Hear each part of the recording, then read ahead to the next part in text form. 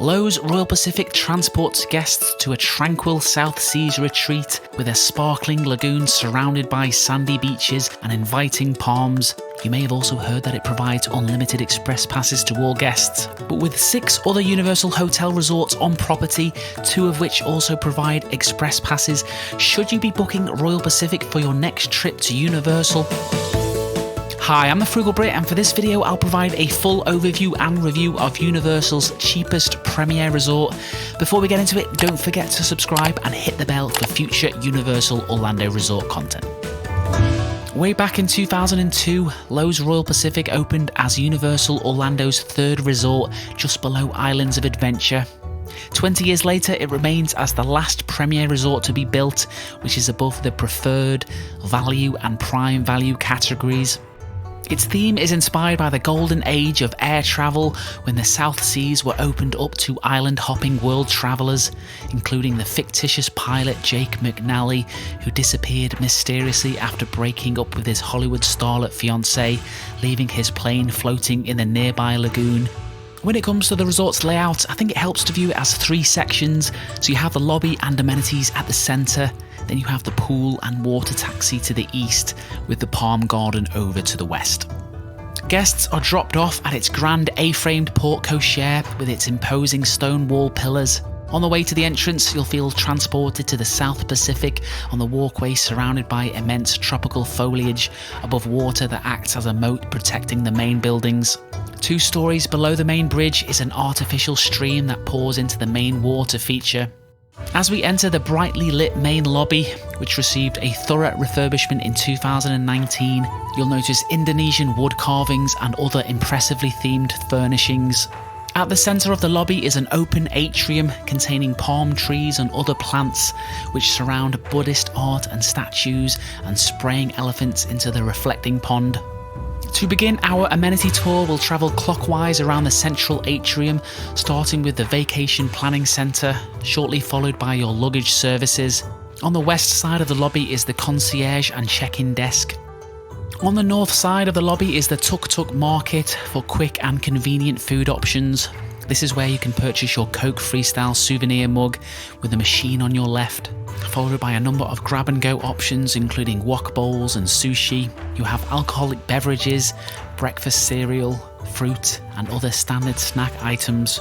You can purchase ice cream, smoothies and milkshakes, breakfast sandwiches, pastries, including the Royal Pacific's famous Tuk Tuk tarts. This marketplace is also famous for its jumbo pretzels, including plain, jalapeno, Hawaiian and cinnamon options, which you can enjoy in its small seating area. This is also where you'll come to pick up your Starbucks coffee at the resort. To the right of the atrium is the Orchid Court Lounge and Sushi Bar, open from 4 PM to 1 AM, recently renovated in 2019 with a theatre in the round design and seating areas and views of the pool. It serves an extensive selection of sushi, sashimi, salads and appetizers, along with the Japanese whiskies, sake and South Seas inspired martinis. If we head back towards the entrance, we have the Tokyo Gifts store.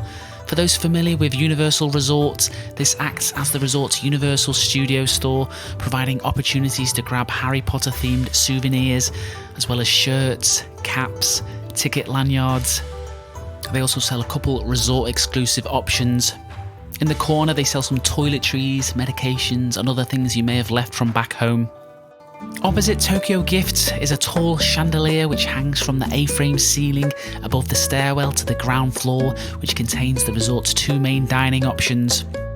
We'll start with the Islands Dining Room, which is a Polynesian and Pan-Asian restaurant open for breakfast and dinner. For breakfast, it provides a buffet serving traditional American fare combined with South Seas specialities, including fresh pastries, cereal, fresh fruit, omelettes, pancakes, biscuits, bacon, sausage and more. Alternatively, they also serve a la carte breakfast, such as the Hawaiian pancakes. For dinner, Islands provides a mixture of modern Pan-Asian cuisine. Its highlights include its Mongolian beef and its Islands fried rice. Opposite Island's dining room is Jake's American Bar, open from 11 AM to midnight, which pays homage to the fabled South Seas explorer Jake McNally, who we mentioned earlier in the video. You can explore his memorabilia throughout the bar, with live entertainment on select nights. Jake's American Bar serves familiar pub-style fare, including burgers, pizzas, flatbreads and wings. It also specialises in craft beers and themed island cocktails. Next, we're going to head outside for the resort's 5,000 square foot fitness gymnasium facility with exercise bikes, stair climbers, elliptical machines, free weights and weight machines with complimentary water bottles and headphones provided. There's also separate lockers and dressing areas with sauna rooms. Nearby we have a modest sized game room with several modern arcade games, racing simulators and an air hockey table, open from 8 AM to midnight. Located across from the pool area in between the game room and the gymnasium is the Treasures of Barley store, where you can pick up Balinese clothing items, hats, sunglasses, towels, swimwear, snacks. You've also got a small section with more Universal souvenirs. Over on the west side of the lobby is the resort's Palm Garden in between towers 2 and 3. This contains beautifully landscaped walking paths with authentic ornaments scattered throughout. If we take a left with our back to Tower 2, you'll be led towards the croquet lawn, which I understand is also used for wedding ceremonies. If you take a right past the croquet lawn, you'll be led to the resort's Wonderland Pavilion, which hosts a weekly Wonderland Luau party every Saturday. Whilst I've unfortunately not had the chance to experience this yet, I understand it involves live Hawaiian music, hula dancing, and an all-you-can-eat Polynesian buffet. Reservations are highly recommended. Lastly, for the Palm Garden, you have the pet park area on the far side away from the lobby alongside Tower 3. Moving on now to what is always my favourite part of a hotel, which is the pool area, situated to the east of the lobby in between Towers 1 and 3. At the entrance, you can pick up towels and complimentary ice water from its pool services. Inside, you'll find a large lagoon-style pool lined with lounge chairs surrounded by palm trees and lush green plants. There's zero entry to the pool and sandy beaches, as well as a volleyball net over the pool. Instead of a water slide, its main feature is its Royal Bali Sea interactive water play area for the kids, which contains a splash pad, water jets, tipping buckets shaped as lifeboats, and a tunnel through a cruise ship exhaust. There are a few different cabanas available for rent. These contain a fan, mini fridge, smart TV, a fruit bowl, soda and a personal server. Near the cabanas you'll find 2 jacuzzi hot tubs. If you head out towards the water taxi lagoon, you'll find a relaxing beach area with additional lounge chairs. There's also a few different games away from the water, which includes ping pong, water balloon toss, giant Connect 4 and many more. If you're hungry or thirsty, then you have the Bula Bar and Grill, the resort's pool bar, which serves various tropical drinks and food, which includes sandwiches, wraps, loaded nachos and fish tacos, which can be delivered directly to your poolside lounger. In the evening, Royal Pacific provides dive-in movies, where family-friendly movies can be enjoyed poolside on the projector. Loews Royal Pacific offers several different room and suite options, but for this video we'll be covering the 2 most popular, which are the Standard Room and the Jurassic World Kids Suite. We'll start with the 2 queen bed standard room. These are 335 square feet. The walls, carpet and artwork are monochrome, but with a vivid red flower graphic near the window and matching red pillows. The walls and headboards feature Balinese patterns with a large hanging light fixture between the beds. Underneath is a nightstand with drawer space, AC outlet. On top is your iHome clock radio device with 1 USB port per bed. Not a huge amount of storage underneath these beds. By the window there's a floor lamp and chair. On the TV side, by the window we have an office chair underneath a small desk area with 6 AC outlets and a desk lamp. Opposite the beds is a 49-inch TV on top of a huge dresser cabinet with 6 large drawers for storage. In between these are 2 doors that reveal a mini fridge and a Keurig coffee maker. Inside the sizable closet is your standard luggage rack, ironing board and safe combo. Opposite this is the bathroom area with single vanity, Julian Farrell toiletries, and a hairdryer underneath with plenty of towels. There's a frosted glass sliding door that reveals the toilet and walk-in shower. On the other side of the vanity area is a wide floor mirror. As I paid for the cheapest room, I was unfortunately not blessed with a decent view, which was facing the area for conventions, but you do have the option of upgrading to a few different water view rooms. So that's everything in the standard room. Moving on to the kids suite, which are 670 square feet in size. I should say I don't have any personal experience with these, but I know the main parents' bedroom contains all the same features as the standard rooms. However, instead of 2 queen beds in the main room, there's 1 king-size bed, but with a pull-out sofa, which has its own nightstand. If we head into the Jurassic World kids' bedroom, there's another large closet, heavily themed carpet, walls, twin beds and TV stand dresser. Just a couple of tips when it comes to the rooms. Whilst Universal won't always accommodate for room preferences when you check in, worth pointing out that the Tower 1 rooms are closest to the garden walkway that take you to City Walk. Whilst by no means crucial, if you can, avoid Tower 2, which is the furthest away from the amenities. Now that we've covered all the amenities inside the resort, I'll provide an overview of the different benefits and transportation options. For those that have been watching my recent reviews, this might feel a little bit repetitive, so here's where you'll want to skip for part 2. So a huge perk for staying at Loews Royal Pacific is its distance to City Walk and the theme parks via its garden walkway. There's a path from the front entrance, as well as 2 gates around the back of the pool area. One to the left of the Royal Bali Sea and another to the right of it, which provides great views of the waterfront. This meandering and scenic garden walk is lined with palms and bamboo and will take you to City Walk near the Islands of Adventure Bridge in less than 10 minutes. It has a less crowded security checkpoint compared to the one that non-resort guests have to use near the main City Walk parking structures. If you want to limit the amount of walking before getting to the theme parks, then you can use the complimentary water taxi transportation, which is also connected to City Walk. The water taxi dock is located near the convention end of the resort, which you can access via the garden walkway from the pool. It's here where you'll get a look at James's abandoned seaplane submerged into the lagoon. Whilst it takes a little bit longer than the garden walk to get to City Walk, you can save time if you're headed to Universal Studios, as the dock is not far from its entrance. But walking is the better choice for Islands of Adventure, as it means you don't have to double back on yourself. Of course, the main perk for staying at Royal Pacific is that it provides unlimited express passes for the full duration of your stay.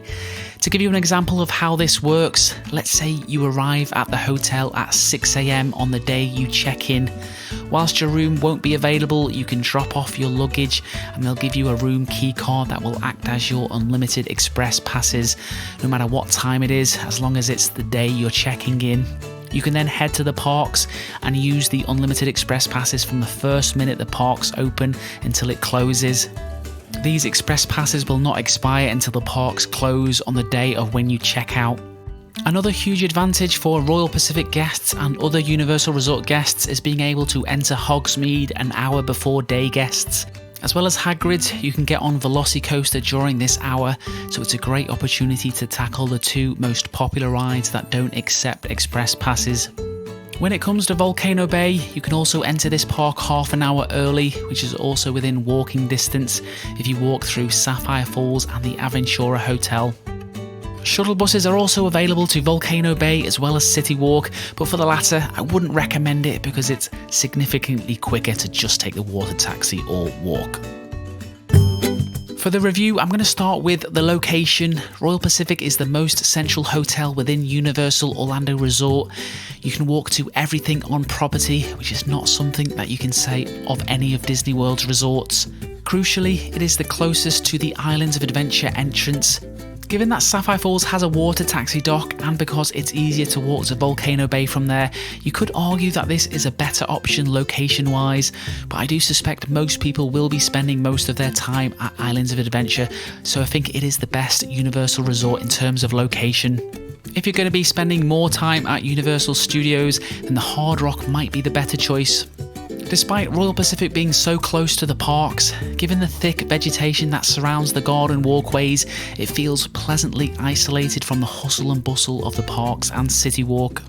As far as theming goes, this is the type that appeals to me the most, with its lush and overgrown grounds filled with impressive looking artefacts inside and outside. Alongside the less exotic Portofino Bay, Royal Pacific has the best theming on property and is the best if you value a more tropical theme.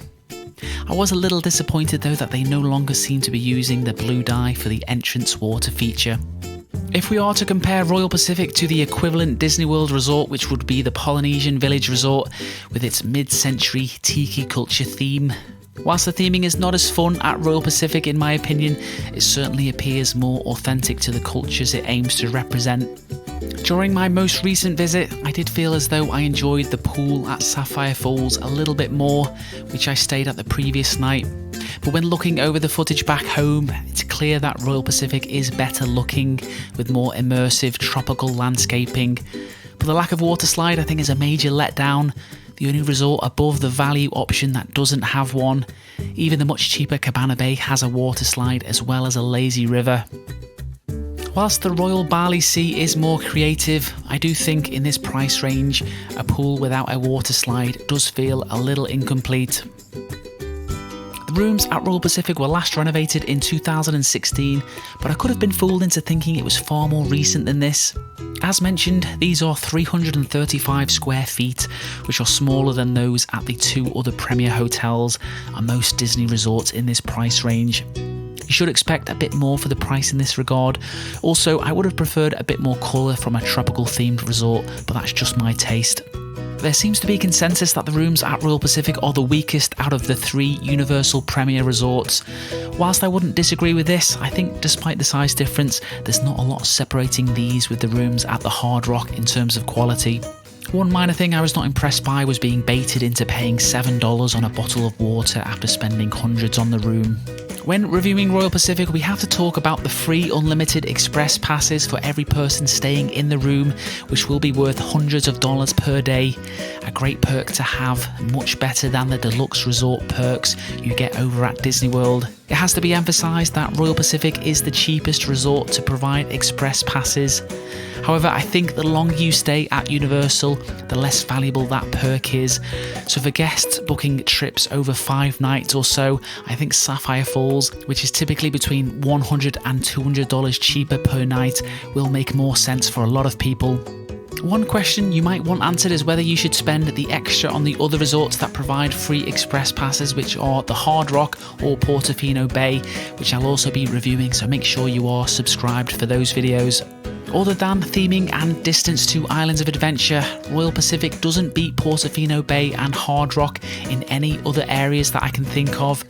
When it comes to dining, there isn't much between Royal Pacific and the Hard Rock, but Portofino Bay has significantly superior options unless you're not a fan of Italian food.